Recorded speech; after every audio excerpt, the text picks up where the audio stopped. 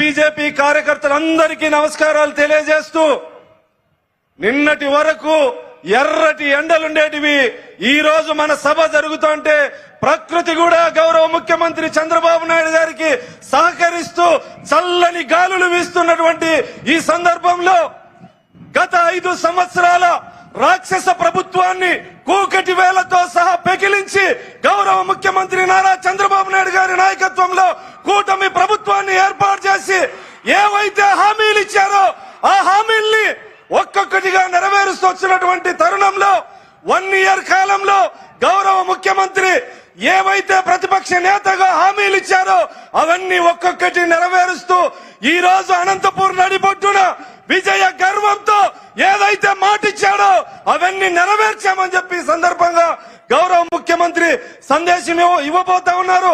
అదేవిధంగా ఉప ముఖ్యమంత్రి పవన్ కళ్యాణ్ గారు గత 5 సంవత్సరాల కాలంలో దళితులు, మైనార్టీలు, గిరిజనులు అన్ని రంగాలుగా అభివృద్ధి నోచుకోక వెనుకబడినటువంటి సందర్భాన్ని మనందరం చూశాం.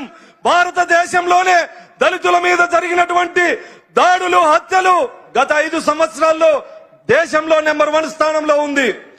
దాదాపు దళితులకు సంబంధించిన 27 పథకాల్ని రద్దు చేసి దళితులకు అన్యాయం చేసినటువంటి పరిస్థితి. ఈ రోజు గౌరవ ముఖ్యమంత్రిగా నారా చంద్రబాబు నాయుడు గారు బాధ్యత తీసుకున్న తర్వాత అన్ని సంక్షేమ పథకాల్ని పునర్నిర్మిస్తూ చెప్పినవే కాకుండా చెప్పనివి కూడా దళితులకు, గిరిజనులకు, మైనార్టీలకు చేస్తున్నటువంటి పరిస్థితిని మనందరం చూస్తా ఉన్నాం.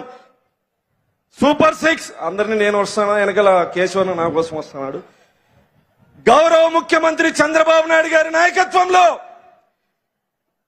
రాబోయే రోజుల్లో భావితరాల భవిష్యత్తుకు పునాదులు వేస్తూ ఒకవైపు సంక్షేమాన్ని అందిస్తూ ముందు చూపుతో ముందుకెళ్లేటువంటి దార్శనికుడి నాయకత్వాన్ని మనందరం బలపరచాల్సినటువంటి అవసరం ఉందని తెలియజేస్తూ చంద్రబాబు నాయుడు గారి నాయకత్వం, చంద్రబాబు నాయుడు గారి నాయకత్వం, పవన్ కళ్యాణ్ గారి నాయకత్వం, యువనేత నారా లోకేష్ గారి నాయకత్వం, నరేంద్ర మోడీ గారి నాయకత్వం. జై చంద్రబాబు. థ్యాంక్ యూ రాజు గారు.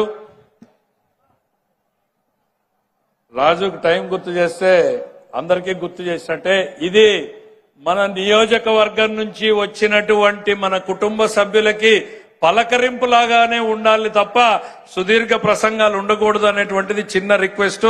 తర్వాత కందికుంట వెంకట ప్రసాద్ గారు కదిరి శాసనసభ్యులు మాట్లాడాల్సిందిగా ఆహ్వానిస్తున్నాం.